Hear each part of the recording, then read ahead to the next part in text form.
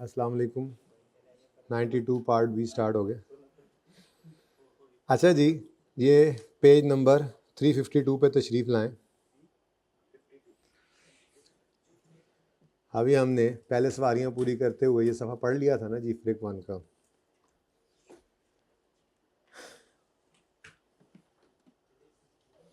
जी, अगर asset revaluation model पे है, ये फ्रिक 1 कहता है कि डिक्रीज इन लायबिलिटी क्या है, खुशी है, हैप्पी। ये मैंने आपको बनाकर दिखाया था। नॉर्मल केसेस में प्रोविजन डेबिट सरप्लस क्रेडिट, और अगर पहले कोई लॉस आ रहा है तो प्रोविजन डेबिट, पहले वो लॉस क्रेडिट और बकाया बैलेंस सरप्लस में। और इंक्रीज इन लायबिलिटी है सैड, तो नॉर्मल केसेस में पीएनएल डेबिट प्रोविजन क्रेडिट, और अगर कोई पहले सरप्लस पड़ा है तो पहले वो surplus debit PNL provision credit कर देनी है और बैलेंसिंग फिगर कहाँ फेंक देनी है। अच्छा, अब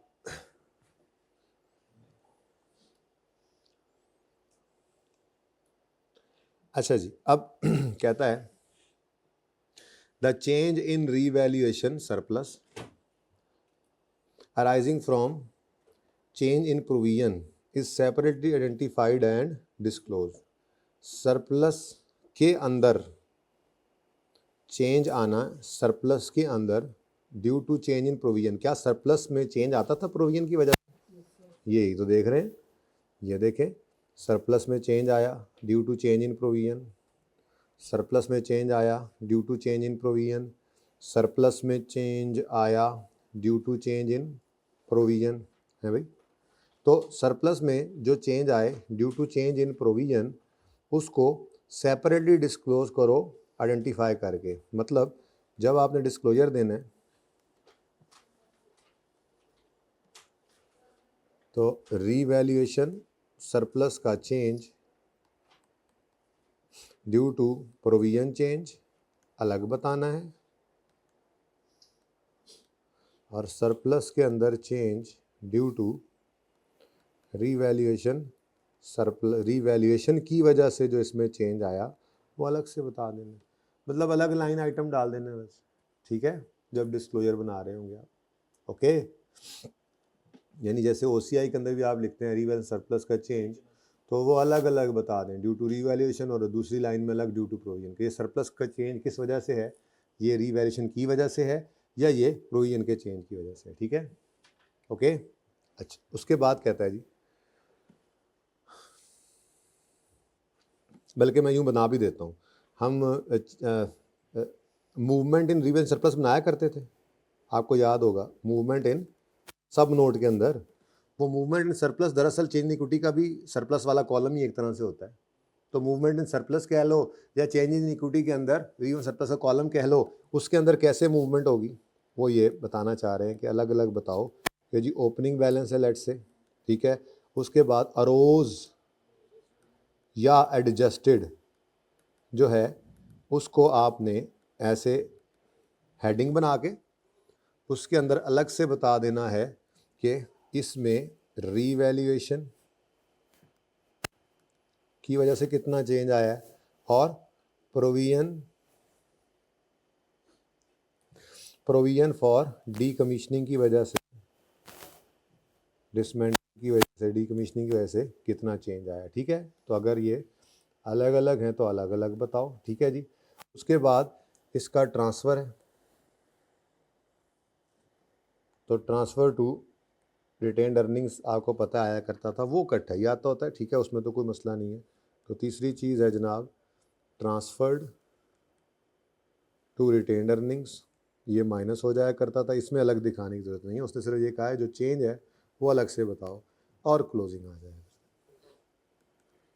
ये बात समझ आई अब कि डिस्क्लोज अलग अलग करो का मतलब क्या है, ठीक है। नेक्स्ट जुमला पढ़ेंगे नोट्स में, ये इंपॉर्टेंट बातें हैं, छोटी छोटी हैं पर जल्दी जल्दी कर लें तो हर्ज कोई नहीं है। नेक्स्ट कहता है a change in provision is an indication that asset may have to be revalue, ठीक है। Adjusted depreciable amount of asset is deposit, हाँ पता है हमें। Once related asset has reach the end of life all subsequent change in liability shall be recorded in PNL as they occur, ठीक है, ऊपर ही पढ़ के आए हैं। The periodic unwinding of discount मतलब interest expense is recorded in P&L as finance cost as it occurs. Capitalization of borrowing cost permit नहीं कर, मतलब वो ये कह रहा है कि इस इंटरेस्ट को आप ये ना कह देना प्रोविजन फॉर डीकमीशनिंग अनवाइंडिंग के इंटरेस्ट को ये तो बोरिंग कॉस्ट है, अगर क्वालिफाइंग एसेट तो उसमें ऐड कर दें, नहीं नहीं नहीं, ये उसके अंदर ऐड नहीं होना, बल्कि इसने हमेशा रिकॉर्ड होना है P&L में as an interest expense as a finance cost. ठीक है जी।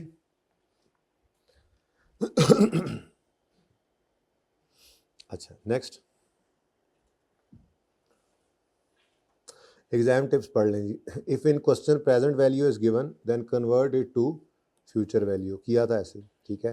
If fair value is given in question net of decommissioning जैसे दी होती थी, then you will add present value of restoration cost in it, and if question is silent then no need to add. अगर silent हो question, जैसे वो net of restoration हम कहते थे, अगर वो ये बात ना कहे कि नेट ऑफ रिस्टोरेशन है तो फिर यही समझेंगे कि इस रीवैल्यूड अमाउंट के अंदर रिस्टोरेशन की कॉस्ट, रिस्टोरेशन की प्रेजेंट वैल्यू शामिल है। On revaluation date and date of change in estimate we will calculate remaining life. हाँ ठीक है, डेप्शन इसी तरह निकालते थे। Where revaluation of asset and remeasurement for provision for decommissioning occurs on the same date, gladiator वाला सवाल refer करिएगा। देन पहले क्या करो, प्रोविजन का चेंज ले लो और फिर रीवैल्यू कर लो, ठीक है। उससे जो आपने किया था, जो पार्ट भी मैंने दिया था, उसका रेफरेंस भी यहाँ पे होगा, ठीक है। एडजस्टेड डेप्रिशिएबल अमाउंट का मतलब ये है कि आपकी बुक वैल्यू थी, आपने एस्टीमेट चेंज किया तो ये बुक वैल्यू क्या हो गई, रिवाइज्ड। तो अब आगे आप इस रिवाइज बुक वैल्यू को लेकर डेप्रिसिएशन करते थे ना, तो ये एडजस्टेड बुक वैल्यू है। अच्छा, रीवैल्यू करते थे तब भी बुक वैल्यू को उठाकर ले जाते थे रीवैल्यूड अमाउंट पे, तो वो रीवैल्यूड अमाउंट डेप्रिशिएट होती, तो वो एडजस्टेबल डेप्रिशिएबल अमाउंट वो बन गई। यानी आप रिवाइज बुक वैल्यू या रीवैल्यूड अमाउंट को रिमेनिंग लाइफ पे डेप्रिशिएट करते हैं, तो वो कहलाती है आपकी एडजस्टेड डेप्रिशिएबल वैल्यू, ठीक है।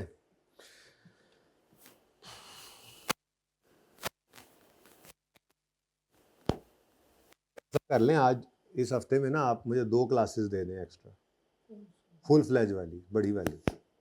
कल आपकी छुट्टी करा देता हूँ, फ्राइडे को आपको ऑफ करना है।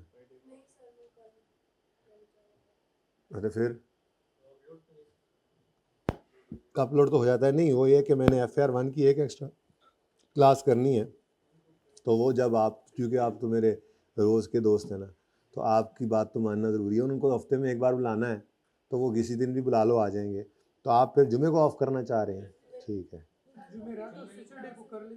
जुमेरात और क्योंकि जुमे और हफ्ते को हम लगातार 2 नहीं कर सकते, हमने हफ्ते को भी करनी है। ताड़ा जाना तो इंशाल्लाह बहुत कीमती बन रहा है बेटा, तो हम ऐसा करते हैं थर्सडे और सैटरडे को हम क्लास एक्स्ट्रा करेंगे। अभी तक तो नीयत यही है। थर्सडे कब है? ओ माय गॉड, यानी कल आप लोगों की डबल क्लास होगी। उसके अंदर जो सेकंड क्लास होगी उससे मैंने फाइनल अकाउंट्स नहीं करवाना। उसके अंदर जो भी दिल करेगा, एथिक्स में या सब्सिडरी वो कंसोलिडेशन के जो 2 पास पेपर रहते हैं, एथिक्स रहता है, कोई I37 रहता है, ये दोनों क्लासेस के अंदर तकरीबन कोई 3 से 4 घंटे जितने लगभग बनेंगे, 1.5 से पौने 2 घंटे की क्लास होनी है, तो 3 से 4 घंटे जो इन 2 क्लासेस बनेंगे उनमें हमने सिर्फ करना है IFRS 3 plus IFRS 10 plus IAS 28। ये तो चले कंसोलिडेशन हो गई, और दूसरा IAS 37 और तीसरा एथिक्स। तो ये जितना टाइम जहाँ पे मिल गया, जो हो सका वो इनमें करेंगे, ठीक है जी। तो इसमें मेरे ख्याल में 2 पास पेपर रहते हैं और थोड़ी सी थेरी और MCQs, ठीक है। IAS 37 तो चल ही रहा है, इसमें जो देख लेंगे करना हुआ, ठीक है। 1-2 पास पेपर और कर लेंगे, ज़रा टेस्ट बदलते रहेंगे ना। और एथिक्स के अंदर थोड़ी सी थेरी है, लेकिन पास पेपर्स की 1-2 की प्रैक्टिस करेंगे, ठीक है। मुझे क्लास के बाद ज़रा एक बच्चा ये बता दे कि कौन कौन से पास पेपर मैंने वो आपको पार्ट बी में दिए थे, जब वो खान साहब धोखा देकर गए थे मुझे पार्ट बी में, याद है जब वो लॉकडाउन लगा था उसका स्मोक का, है ना। अच्छा चलें, मुझे अभी भी याद है, ठीक है। चलें जी, तो ये इंशाल्लाह हम करेंगे। आप आ जाएं आगे। हो गया डिसाइड, हो गया डिसाइड। ज़रा पास पेपर 16 पे तशरीफ़ लाएं, होमवर्क में तो नहीं दिया था, देते देते रह गया था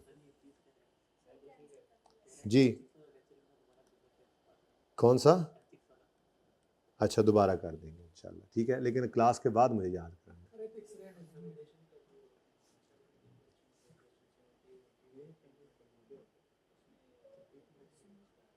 इस वक्त मैं क्या करा रहा हूँ उसका फिर जब करवाऊंगा सामने आएगा तो कर लेंगे, ठीक है। ये भी क्लास के बाद मुझे बता देना, ठीक है।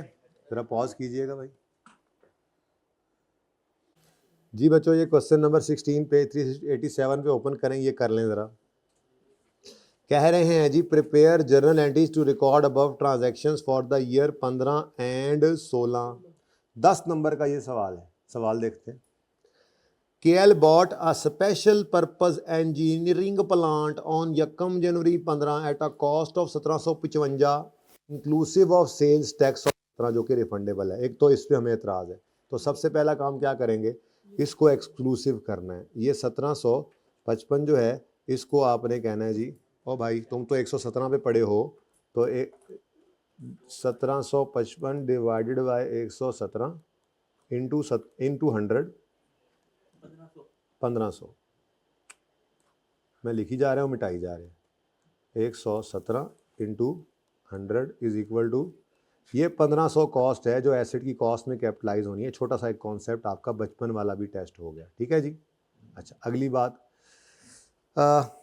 KL is required to decommission the plant after a period of. अच्छा जी, अब इस सवाल की खूबसूरती है कि पहली बार शायद आप ज़िंदगी में देखने जा रहे हैं प्रोविजन फॉर डिसमेंटलिंग की पेमेंट होने जा रही है। शायद इससे पहले नहीं देखा है सवाल ना, इसके बाद कहीं नज़र आएगा। वो आपको जो मैंने ये लास्ट सैटरडे को पार्ट बी दिया था, जिसके अंदर आपको मैंने वो रोज़ लिमिटेड वाले सवाल का वो प्रोविजन फॉर डीकमीशनिंग वाली एडजस्टमेंट डिस्कस की थी, उसमें मैंने डिस्कस कर दिया था कि अगर प्रोविजन फॉर डिसमेंटलिंग आप IAS 12 के साथ मिक्स करके बात करें, अलाउ होती है तो कब होती है, जब एक्चुअल में लाइफ के एंड आके वो पे होगी, तो इसलिए वो भी टेम्परेरी डिफरेंस है। खैर चलें, ये 2 साल बाद ही आज चूँकि हो रहा है तो इस सवाल के अंदर ये काम हो जाएगा। चलें, अच्छा जी, डीकमीशनिंग कॉस्ट जो है उसका एस्टीमेट है 300 मिलियन माशाल्लाह, और एप्लीकेबल डिस्काउंट रेट है 11%। KL यूजेज आसान वाला cost model for subsequent measurement, plant is in deficient over it's useful life जो कि कितनी है, 2 साल। अब सबसे पहला काम 1 जनवरी 15 पर आपने डेट लिखनी है, ठीक है। डेट, डिस्क्रिप्शन और प्लांट ठीक है जी, प्लांट पौधा नहीं, प्लांट अब तो मैं प्लांट ही लिखूंगा, प्लांट और प्रोविजन, ठीक है जी। अब बूटा, प्लांट मैनी बूटा, बूटा मैनी प्लांट, ठीक है जी। अच्छा जी, अब पत्ता पत्ता बूटा बूटा जी। कॉस्ट यहाँ से हमने निकाली है कॉस्ट, वो अब वर्किंग में तो यहाँ पे शो करना है ना, वो तो मैंने वैसे ही कर दिया था। चले खैर वो निकाल ली, यहाँ पे वर्किंग शो कर देंगे 1500, यहीं ब्रैकेट में कर देंगे, ठीक है जी। और उसके बाद सॉरी 1500 प्लस प्रोविजन का estimated 300 into 1.11 raise to power -2। जी बोलिए, 240 काफ़ी नहीं, बट ठीक है 244, ठीक 244 लें जी। 3 या 4? अच्छा 3 करें, नहीं 3.8 है तो 38 है तो 384। अच्छा यार सर क्या होता है, अजीब लोग हैं जी। 1744। अब ये एंट्रीज उसने मांगी हैं, ठीक है। तो पहली एंट्री हमारी होगी 1 जनवरी 15 पर जी। प्लांट डेबिट कितने से जी, 1744। कैश क्रेडिट 1500 या 1700? अच्छा चलो, प्रोविजन फॉर डीकमीशनिंग 244, ठीक है जी। उसके बाद ईयर एंड आएगा, ईयर एंड पे अच्छा एक और काम भी कर लें आप, अगर आपने बीच में नहीं वो काम किया ना, तो आपने सेल्स टैक्स जो पे किया था वो चूँकि रिफंडेबल है तो उसकी रिसीवेबल की एंट्री बुक कर लें, ठीक है। वो कैश क्रेडिट हुआ, ये एसेट में आपने कैपिटलाइज कर लिया, और जो कैश क्रेडिट हुआ वो एसेट में नहीं डाला। वो क्यों नहीं डाला? क्योंकि ये आपको वैसे रिफंड हो जाने हैं, रिसीव हो जाने हैं। तो आपने दूसरी एंट्री करनी है रिसीवेबल डेबिट और कैश क्रेडिट। अब ये कितना है जी?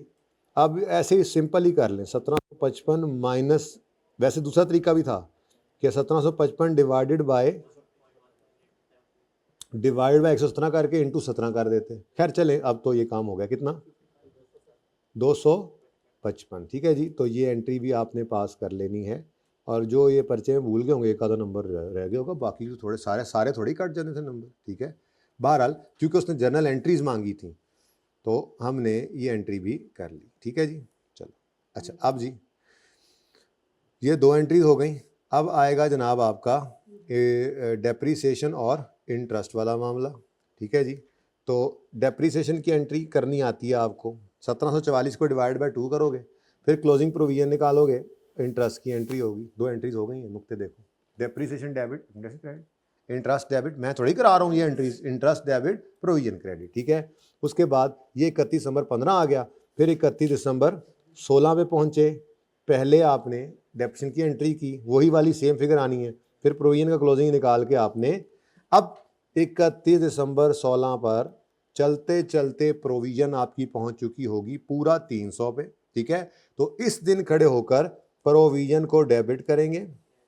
बस ये एंट्री मैंने आपको दिखानी थी, कैश को क्रेडिट कर देंगे पूरे।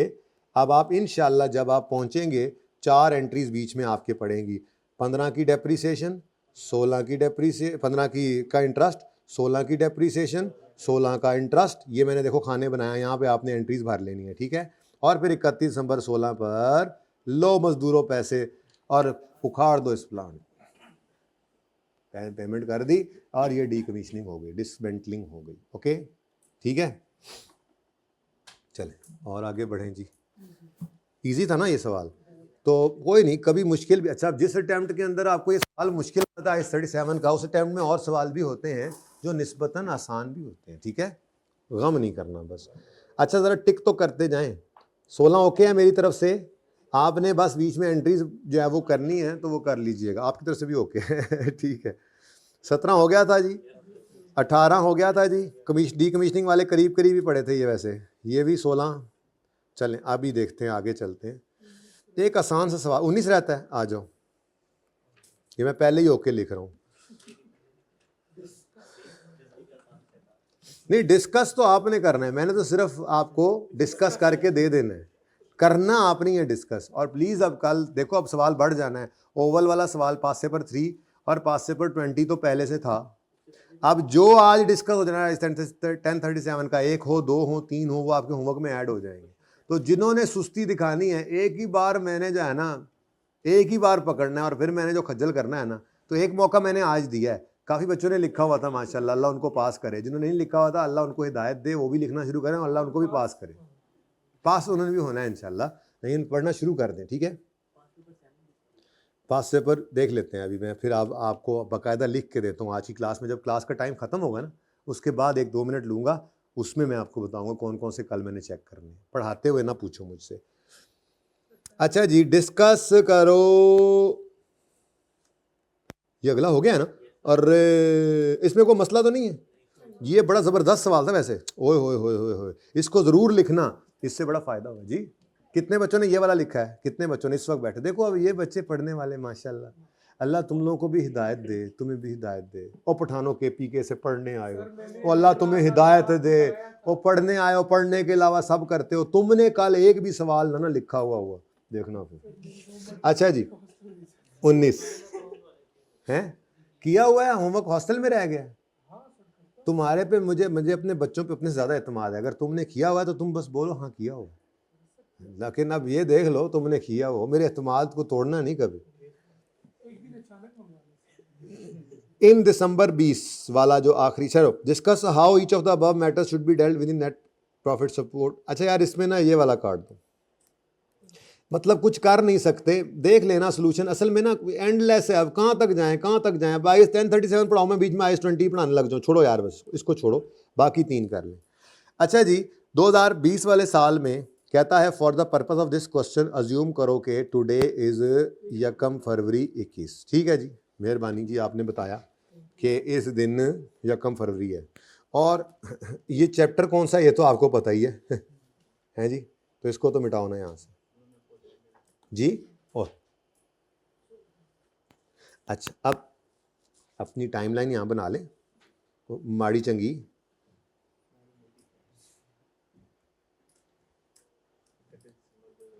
यकम जनवरी 2020 को जो साल शुरू हुआ तो 31 दिसंबर 20 पे ये साल ख़त्म हो गया। और पता नहीं फाइनेंशियल स्टेटमेंट कब ऑथराइज हो रही हैं फॉर इशुएंस, वो उसने नहीं बताया, ऐसे ही है। लेकिन ये वो कह रहा है कि अभी इस वक्त यकम फरवरी यहाँ पे, यानी वो पता नहीं डेट बाद में होगी जिस दिन ऑथराइजेशन फॉर इशुएंस हुई है, मुझे उसका नहीं पता है। उसने मुझे ये कह रहा है कि आज जब मैं आपको ये बातें बता रहा हूँ यकम फरवरी है, यानी जनवरी गुजर चुका है, ईयर एंड के बाद जनवरी गुजर चुका है। ओके, अच्छा ज़रा दोबारा रिक्वायरमेंट पढ़ो भाई, ज़रा दोबारा रिक्वायरमेंट पढ़ो। कहता है discuss how each of above matters would affect TLs. ज़रा डिफरेंट है रिक्वायरमेंट। टीएल के नेट प्रॉफिट को कैसे इफेक्ट करेगा फॉर द ईयर 31 दिसंबर 20, और जस्टिफिकेशन भी दो उसकी। मैंने कहा अच्छा यार कोशिश करते हैं हम बढ़े आगे। हाँ, you are finance director, finance manager of Tibbat limited, you are finalising financial statements of Tibbat for the year 31 December 20। CE chief executive officer of TL has sent you following email. CEO साहब की ईमेल आ गई आपको, email है, आप ये email खोलिए आप।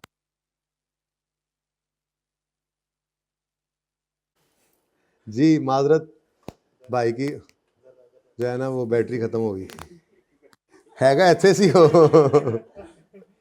इस भाई की बैटरी खत्म। अच्छा जी, जय सीईओ साहब ने आपको ईमेल भेजी है, आपने ईमेल खोली है तो वो कहता है 2020। अब वो दुख की दास्तान है, एक ईमेल में तो एक दुख की दास्तान है, दास्तान 2020 a tough year for TL due to COVID.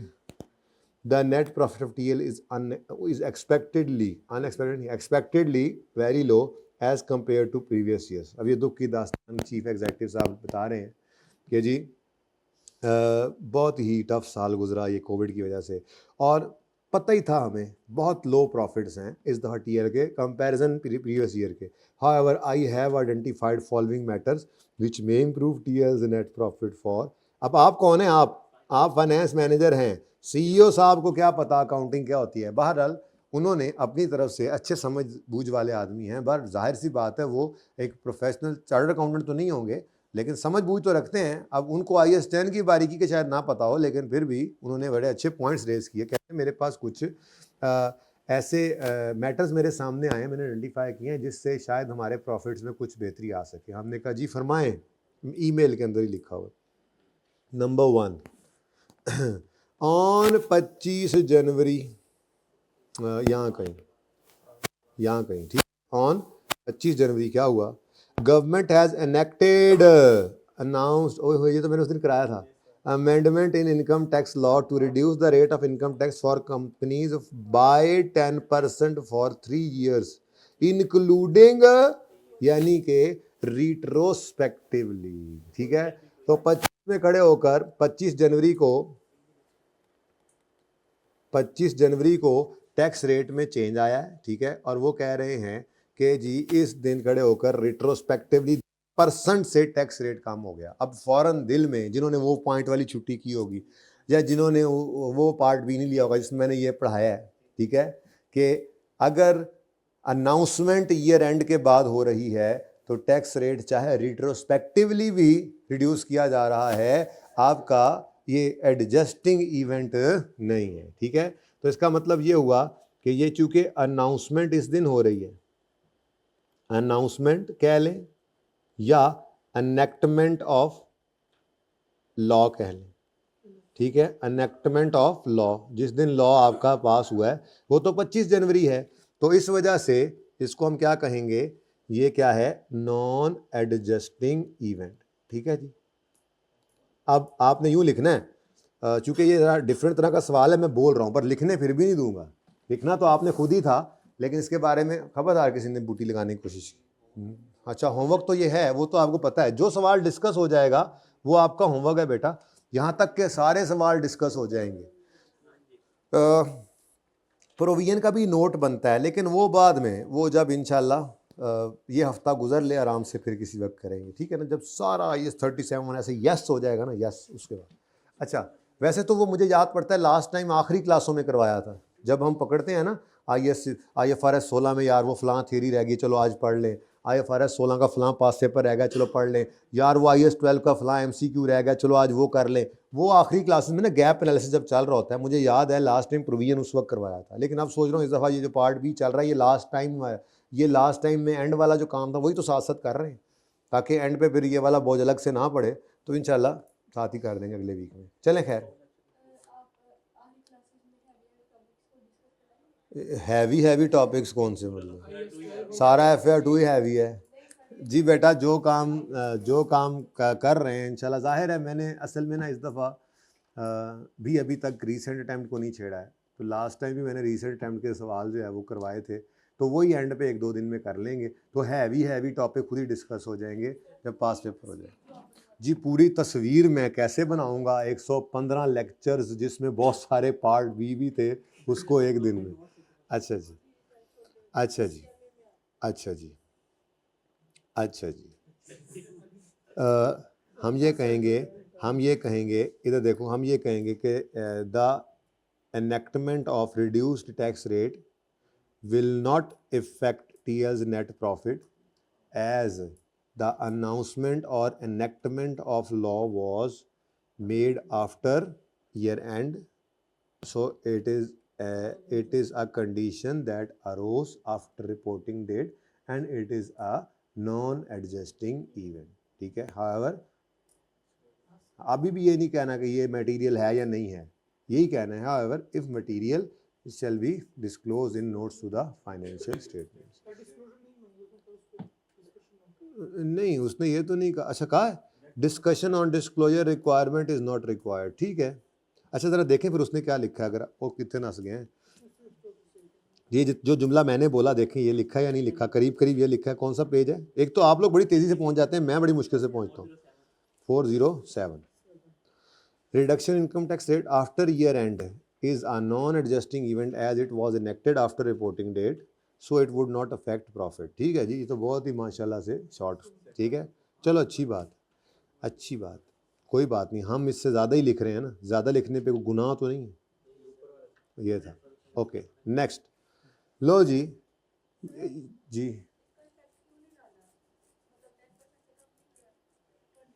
आपने वो क्लास ली थी जिसके अंदर मैंने ये पॉइंट समझाया था, तो उसमें मैंने ये कहा था कि, बल्कि मैं वही वाली ओपन करूं, बड़ी मसला कर रही है जी, मुझे कुछ याद है, कोई कुछ कह दे हैं वो मसला हो रहा होता है। तो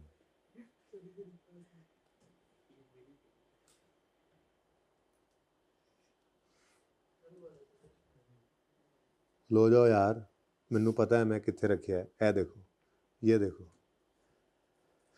जी बेटा। मैंने यहाँ पे कहा था कि चूंकि गवर्नमेंट ने अनाउंस ईयर एंड के बाद किया है, तो अनाउंसमेंट ईयर एंड के बाद होना, ये कभी भी ईयर एंड पे, अगर आप 31 दिसंबर पे खुद को जाकर खड़ा करें, तो क्या उस वक्त ये कंडीशन एग्जिस्ट करती थी? ये बिल्कुल वैसे ही है जैसे मैंने आपको कहा था कि बेटा आपको पता तो चल गया कि इस दिन चोरी हुई है, ठीक है, चोरी उसी स्टॉक की हुई है जो इस दिन पड़ा हुआ था, लेकिन क्या इस दिन चोरीड था? इस दिन चोरीड नहीं था, तो फिर इसकी चोरी की एंट्री इसी साल में रखते हैं, इधर नहीं करते।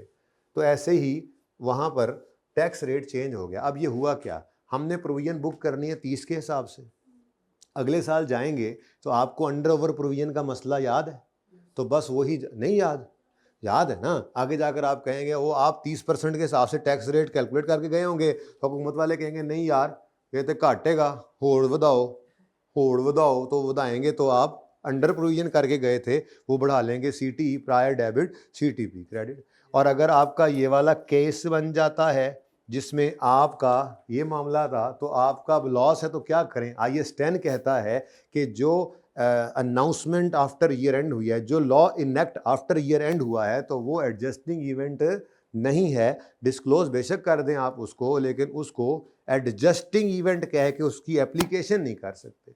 अब जब आप जाएंगे 2021 में तो उस दिन पेमेंट करने जाएंगे तो हुकूमत वाले कहेंगे आप बड़े चौधरी लोग हो, तुम 30% के हिसाब से टैक्स ले आए हो, हमने तो 10% कम किया था, चलो शाबाश 10% आपको कम किया हुआ है, अब कम दे दो। तो आप वो प्रायर ईयर की एडजस्टमेंट अगले साल ही डालोगे। उसकी वजह यह है कि IAS 10 का रूल यही है कि अगर आपको इस दिन अनाउंसमेंट नहीं पता, इस दिन चला था, अनाउंसमेंट इस दिन हो चुकी थी, ठीक है, तो फिर ये एडजस्टिंग होता है, ठीक है जी।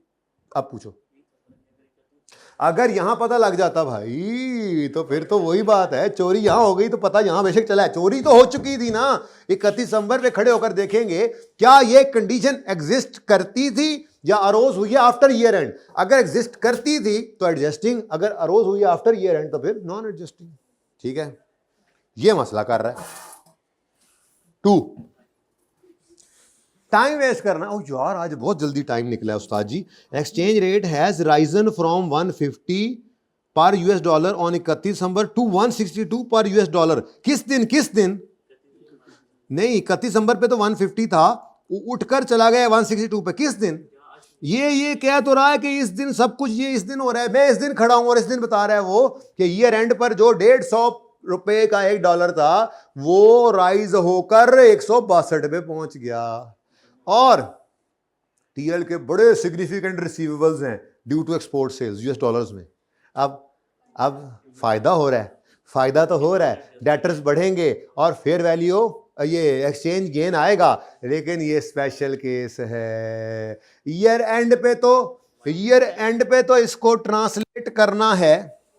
इस दिन तो खड़े होकर हमने कह दिया था, ठीक है, कि ये मिसाल के तौर पे 150 था, ठीक है, लेट्स से ये 140 था और वहां से बढ़ा के 150 किया और 10 का गेन बुक कर लिया। ये रीट्रांसलेशन की तो जरूरत थी, दे दो भाई उधर, भाई दे दो उधर, ठीक है, ये रीट्रांसलेशन की जरूरत तो थी। ये IAS 21 ने कहा था कि मॉनिटरी आइटम्स को ईयर एंड पे उठा कर ले जाओ स्पॉट रेट के ऊपर, ईयर एंड के रेट के ऊपर, और गेन लॉस को ले जाओ P&L में। लेकिन उसके बाद ये तो हर रोज चेंज हो रहा है, तो फिर क्या करेंगे? हर रोज चेंज करते रहेंगे? ऐसा नहीं है, ठीक है। तो ईयर एंड के ऊपर बस जो हुआ सो हुआ, इसको हमने क्या कहा था? Non adjusting event. पॉज करें जरा जी। अब मैंने आपको ये स्पेशल केस भी यहीं पे पढ़ाया था। ये देखो, ये एडा दूर नहीं हैगा, नेड़े ही हैगा। हैगा किथे हैगा, वो किधर गया? ये रहा, रीट्रांसलेशन ऑफ फॉरेन डेट्स।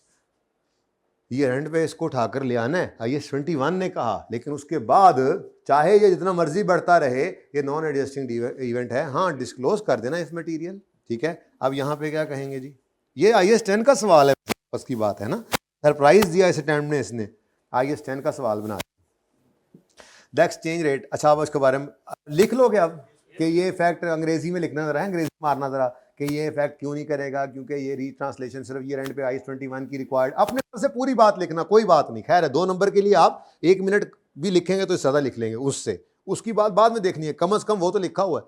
तो ये 2 लाइनें लिख लेना कि रीट्रांसलेशन ईयर एंड वाली जो है वो तो रिक्वायर्ड होती है IAS 21 में, उसके बाद वाली रीट्रांसलेशन नहीं करनी, क्योंकि अच्छा वो आपने वहाँ से याद भी किया हुआ है, वहां से डेटर को मैंने याद करवाया था कि एक्सचेंज रेट का change after reporting date is a non adjusting event, ठीक है, डिस्क्लोजर देना तो पर इसलिए। लेकिन ये बात जरूर साथ करनी है जो उसने रिक्वायरमेंट में पूछा है, वो तो आगे जस्टिफिकेशन है ना। रिक्वायरमेंट क्या है? नेट प्रॉफिट को कैसे इंपैक्ट करेगा, तो पहले वो लिखो और उसके बाद फिर आगे बताओ ये नॉन एडजस्टिंग है। ओके सही है। Last, a major local customer has settled his full balance after receiving bank loan। Major local customer ने अपना बैंक लोन सेटल कर दिया। यार थोड़ा सा इसी की जगह बना लेते हैं यहाँ पे, लेकिन हम मसला की होना है लैंड नाल ही टुर जानी। अच्छा नहीं बचत होगी। अच्छा जी, अब ये मामला है जी, अब ये ईयर एंड था के अंदर कुछ मसला होना है डेटर का। फिलहाल जरा पढ़ तो ले। कहता है एक बड़ा हमारा लोकल कस्टमर, बड़ा मेजर कस्टमर था जिसने अपना सारा बैलेंस ही सेटल कर दिया, उसको बैंक से लोन मिल गया है आफ्टर रिपोर्टिंग डेट। अच्छा ये आफ्टर पे ज़रा गौर करना। At year end customer was facing financial difficulty and therefore TL has provided 40% of his balance as, मतलब मैं मिसाल के तौर पे कहता हूँ कि इसने हमारे 100 रुपये देने थे मसलन परसेंटेज में, ठीक है, और हमें शक था कि इसका 40% हमें नहीं आएगा, ठीक है, तो हम नेट डेटर्स नज़र आ रहे होंगे 60 पे, ठीक है। और आपको पता है ये क्लोजिंग प्रोविजन है। मिसाल के तौर पे अगर आपने प्रोविजन, लेट्स से, मैं अज्यूम करता हूँ ओपनिंग में मेरी कोई प्रोविजन नहीं थी, अज्यूम ही करना है ना, प्रोविजन ओपनिंग में कोई नहीं थी, मेरा कोई शक वाला डेटर नहीं हुआ करता था कि इसके बारे में पता लगा तो हमने कहा जी इसकी 40 रुपए की प्रोविजन बनाओ, तो इसका मतलब बैड डेट एक्सपेंस पीएनएल के अंदर, ये क्यों हो रहा है यार ऐसे, ये चला गया जनाब 40। अब पीएनएल के अंदर ये 40 गया हुआ है हमारे इस साल में जो हमने ईयर एंड पर प्रोविजन क्रिएट की थी।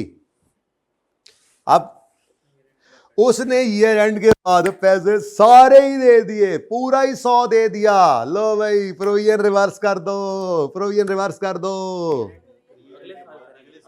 असल में प्रोविजन के रिवर्स होने की वजह बनी है लोन का आना। उसको लोन नहीं मिलता तो हमें वो पैसे नहीं मिलने थे, और ये लोन का आना किदों हुआ, किदों, हाँ मैंने जाते थे बोला भी था कि इस पर ध्यान रखना। After receiving bank loan last week का मतलब लोन रिसीव किया इसने यहां कहीं, ठीक है, तो लोन रिसीव कर रहा है इस दिन, और इस दिन 100 रुपये पे कर रहा है, तो इस दिन यानी अगले साल की प्रोविजन रिवर्स होगी, यहां से भी आपकी बचत ना हो पाई।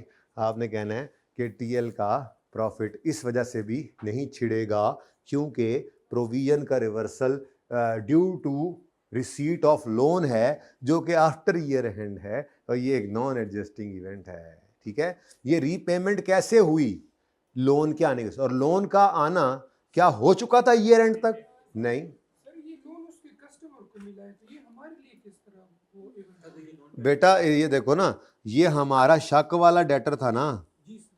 हमने इसकी प्रोविजन क्रिएट की हुई थी यहाँ पे 31 दिसंबर 20 पे। अब इस कस्टमर को यहाँ पे कहीं पे लोन रिसीव हो गया जिस वजह से उसने पैसे वापस कर दिए, तो क्या हम इस साल में अपनी फाइनेंस में अभी हमारे हाथ में ही है ना, क्या मैं यहाँ पे आके इस प्रोविजन को रिवर्स कर दूं, इस एक्सपेंस को उल्टा दूं? नहीं, वो बात नहीं कर वही मैं तो वही कर रहा हूँ कि ये उल्टाना नहीं है, ये प्रोविजन आपने अनएडजस्टेड कह के 40 कह के इसको जीरो करके इसको एक्सपेंस को रिवर्स करके प्रॉफिट को बढ़ा नहीं लेना, क्योंकि ये payment of debt is a non adjusting. Payment की वजह से क्या हुआ है, सारा 100 जब आ गया तो ये प्रोविजन अब रिवर्स हो जानी है ना, तो ये रिवर्सल कब होना चाहिए, अगले साल में होना चाहिए जब लोन रिसीव हुआ था। एडजस्टिंग इवेंट नहीं है, नॉन एडजस्टिंग इवेंट है, क्योंकि ये प्रोविजन का रिवर्सल अगर हो रहा है तो किस वजह से हो रहा है, लोन के आने की वजह से। खैर जो यार वो पता नहीं वो किधर मैनू हिला के पता नहीं आप किधर टुर गया, क्या पढ़ रहे हो, मैं जो यहाँ पढ़ा रहा हूँ उसका जवाब दो। तो पैसे भी हमारे कस्टमर नहीं देने थे, बैड भी हमारे कस्टमर का ही डेट होता है। हमारे कस्टमर की फैक्ट्री में आग लगी थी तो उसने जो पैसे देने थे, मेरी बात सुनो ना, पहले मेरा सवाल, हमारे कस्टमर की फैक्ट्री में आग लगी, उसने हमारा 30 मिलियन देना था, अब वो बैंकरप्ट हो गया। अगर वो आग ईयर एंड के बाद लगी थी तो क्या हम बैड डेट रिटर्न ऑफ की एंट्री यहां करते थे? नहीं करते थे, क्योंकि वो क्या था, वो नॉन एडजस्ट। अच्छा, अब ये वाला मामला डिफरेंट है। हमने एक बंदे का रिटर्न ऑफ नहीं किया था बल्कि प्रोविजन क्रिएट की थी, जिस वजह से एक एक्सपेंस 40 का बुक कर लिया अंदाजे की बुनियाद, अज्यूमिंग की कोई प्रोविजन नहीं थी पहले। अब यहां पे खड़े हुए ये एक्सपेंस पीएनएल में नजर आ रहा है, इस वजह से हमारा प्रॉफिट कम हुआ है। तुम बड़ी तैयारियां कर रहे हो जैसे मैंने छुट्टी दे दी है। अच्छा, ये एक्सपेंस रिकॉर्ड हुआ है, प्रॉफिट कम हो चुका है। अब ईयर एंड के बाद उसने हमें पैसे सारे के सारे ही दे दिए, यानी 100 पूरा ही दे दिया, मतलब प्रोविजन वाले शक वाले भी आ गए। अब अगर शक वाले आ गए हैं तो क्या उन पे अब शक रहा? अगर शक नहीं रहा तो क्या इस दिन खड़े होकर इस शक को रिवर्स करके एक्सपेंस को क्रेडिट करके प्रॉफिट को बढ़ा ले? वही तो बस जवाब है। फिर तुम पता नहीं आगे क्या कह रहे हो, क्यों नहीं कर सकते? उसकी वजह यह है कि ये जो उसने पेमेंट की, हमें शक था कि उसके हालात माड़े हैं, पैसे नहीं दे पाएगा, लेकिन उसको एक लोन रिसीव हो गया आफ्टर ईयर एंड, जिस वजह से उसने सारे पैसे दे दिए। तो ये लोन का आना चूंकि आफ्टर रिपोर्टिंग पीरियड है, इसलिए इसकी वजह से ये प्रोविजन रिवर्स नहीं करनी। और अगर यही लोन इसको रिसीव हो जाता यहां पर और ये पैसे भी दे देता तो फिर मसला और था। अब बोलो। ये इवेंट को इस तरह नहीं कह सकते कि जो हमारे पैसे आए सर, लोन तो उसने लिया, चाहे वो चोरी करके। तो भाई मैंने कब कहा है, हमने तो उसके लोन का सिर्फ उसके लोन का आना बेटा, उसके लोन का आना उसको इस काबिल कर गया कि वो इस प्रोविजन से निकला है, ठीक है ना। उसने पैसे हमें दे लिए, क्यों? उसको बैंक से लोन मिल गया था, तो बस उसके बैंक का लोन आना हमारे पैसों की सेटलमेंट है। अब तुम जैसे मर्जी इसको कहते रहो, वजह लोन ही है, ठीक है। उसका लोन ना आता तो हमें पैसे ना दे पाता, ठीक है। नहीं ना, लोन सोचे ना, लोन ही तो इन जनरल बात करें तब भी ऐसे ही है कि पैसे बाद में आ रहे हैं तो ईयर एंड पे तो, लेकिन ये सवाल की सिनेरियो बनाया उसने ऐसी है कि लोन आया, हमने देखो ना, शक पड़ता है ना कि एक बंदे की हमने प्रोविजन क्रिएट की हुई थी ईयर एंड पर, महीने बाद उसने हमें पैसे दे दिए, तो प्रोविजन रिवर्स कर लें। प्रोविजन तो एग्जिस्ट करती है, वो कह रहे हैं भाईजान प्रोविजन एग्जिस्ट करती है, लेकिन प्रोविजन का रिवर्स होना वो उस लोन की वजह से जो उसको मिला, इसलिए लोन का जिक्र करना है, लाजमी करना है। ओके, फिर तो पैसे भी आ जाते फिर मसला ही ना होता, ठीक है, प्रोविजन ही ना होती। लेकिन अगर यूं कह लें कि लोन आ गया और उसने कहा मैं पैसे दे दूंगा, तो प्रोविजन रिवर्स कर लो। पैसे अभी आए नहीं है, आए बल है, और उसने कह दिया शक खत्म हो गया, तो फिर प्रोविजन यही क्रिएट कर रिवर्स कर लेते, फिर कोई प्रोविजन ना होती, फिर एक्सपेंस बढ़ जाता, लोन इसको पहले मिल जाता और वो फोन कहता भाई मैंने लोन लग गया, मुबारक हो, तुम्हारे पैसे आ रहे, टेंशन ना लो। आपने जो 40 मिलियन का मेरे खिलाफ जो है वो प्रोविजन क्रिएट की थी ना, मुझे पता लगा था। आप शक ना करें, मेरी नीयत पे शक ना करें, मेरे पैसे नहीं थे, मुझे लोन मिल गया, मैं आ रहा हूं आपका पूरा 100 लेकर, तो फिर आप इसको रिवर्स कर लेते हैं। वो वर्चुअली सर्टन ही है ऑलरेडी, शक का लासी शक रिवर्स हो जाएगा, ठीक है। हाँ। तो ये जिस दिन आया उस दिन एंट्री करेंगे, कैश डेबिट डेटर क्रेडिट।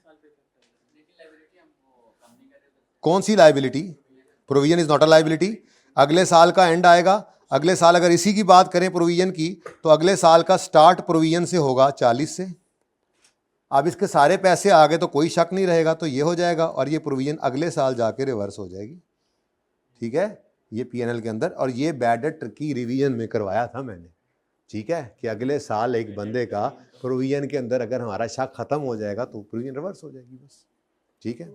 आप इसको छोड़ो, आपको ये समझ आ गई है, ये नॉन एडजस्टिंग है। बाकी अब आपकी इंट्रो की कमजोरी है, जो विटामिन की कमजोरी कहूंगा मैं इस वक्त आके, अब क्या कर सकता हूँ, ठीक है। चलो कोई नहीं, आज खुला टाइम है, बता ही देता हूँ। 2010 में आपने बिजनेस शुरू किया, ओ भाई मोबाइल वाले और पिंडी वाले, कोई शक नहीं था, साल के एंड पे हमें कहा जी 5 रुपए का शक है, तो ये बैड डेट एक्सपेंस पीएनएल में बैलेंसिंग चला गया, ऐसा ही है। 2010 पीएनएल में बैड डेट एक्सपेंस, चाहे आराम आराम से पियो, खत्म होने तक मैंने पढ़ाना है, प्लीज। ये आप देखो ना, इसने छेड़ा, आप देखो ये इंट्रो नहीं, अब ऐसे ना कहो, बस ठीक है समझ आ गई, ये कोई तरीका है, पहले छेड़ लिया उसके बाद। अच्छा, अब 2011 आया, ये 20 पहुंच गया, 10 साल का जंप ला के 2011 आ गया जी, और 2011 में आपकी प्रोविजन के हालात क्या हुए हैं जी। 2011 के अंदर आपका जो शुरू में शक था कि जी ये 5 रुपये नहीं आएंगे, आपको पता चला जी उसके तो पैसे सारे के सारे ही आ गए। ये इंट्रो के अंदर ये 2 चीज़ें हुआ करती थी, एक होती थी bad debt return of recover हो गया है, और दूसरा होता था प्रोवाइडेड डेटर रिकवर हो गया। तो बैड डेट रिटर्न ऑफ की रिकवरी की एंट्री होती थी cash debit other income credit, और प्रोविजन वाले की एंट्री कोई डिफरेंट नहीं थी, डेटर से निकाला कब तक कि उसको कुछ और करें, हम एंट्री करते थे कैश डेबिट डेटर क्रेडिट। तो ये 5 शक वाले जब आ गए तो इन पे कोई शक नहीं रहा, जब शक नहीं रहा तो क्लोजिंग में 0, तो ये 11 में जाकर आपका एक्सपेंस जो है बैड डेट एक्सपेंस क्या हो जाएगा, रिवर्स, ठीक है। ये बैलेंसिंग पीएनएल में चैप्टर 4 भाई कह रहे हैं इंट्रो का था, यानी 2011 के अंदर जाकर आपका ये एक्सपेंस जो था 11 में जाकर ये एक्सपेंस रिवर्स हो जाएगा, अंदाजे में चेंज इन एस्टीमेट। तो ये है काम आपके सवाल में जो होना है, ये प्रोविजन जो एक्सपेंस में रिकॉर्ड हुई है ये अगले साल जाके रिवर्स हो जाएगी एस्टीमेट चेंज की वजह से। ओके, एवें ही लस्सी नहीं आंदी हैगी, ये दही दे उत्ते मधानी पानी में नहीं, ठीक है। तो आप लोगों ने आज पानी में मधानी डाली हुई थी, ठीक है, नहीं आई ना समझ। अच्छा, अब क्या दिया है, बस एक 19वां सवाल। और यार वो कोई सवाल नहीं है, वो ओके है, वो कोई होमवर्क मैंने लिखा उसके साथ होमवर्क, बस बताना था बता दिया। तो सिर्फ आपका कौन सा सवाल है, ये 19वां है ना, उसके साथ ना एक आप भी आज पहले करके आए, तानू लगे पता।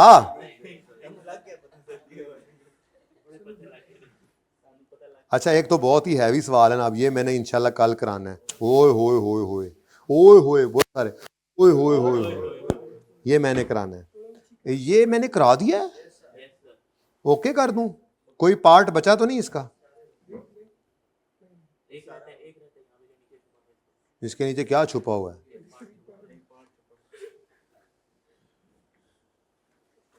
यार 5 साइड होना यार, कहते पार्ट छुपे थले। हाय हाय हाय हाय हाय हाय, सुभान अल्लाह। ये आप इस काबिल हो चुके हैं कि ऐसी छेड़खानियों से आपको गुजारा जा सके। तो एक आपने इसको ट्राई करना है, ठीक है जी, ओवल हो गया, ओके। इसका मैंने सोल्यूशन कल चेक करना है। मेलोन को रहने दें अभी। यार ये नाबा जो है ये सुना सुना सा लग रहा है ना, चलो नाबा ये आपका होमवर्क है। आप लोग ना अब असल में सेट नहीं हो रहे, तो 5 होमवर्क में है और 2 का, ताकि ये कंप्लीट की तरफ जाए ना, फिर मैं 2 को टिक करूंगा। कल मैं आते साथ इंशाल्लाह आपको 5 करा के इसको टिक करूंगा और उसके बाद फिर हम फाइनल अकाउंट शुरू करेंगे, ठीक है। आ जाओ भाई, ले जाओ, जूम मीटिंग शुरू करें, ठीक है जी, अल्लाह हाफिज।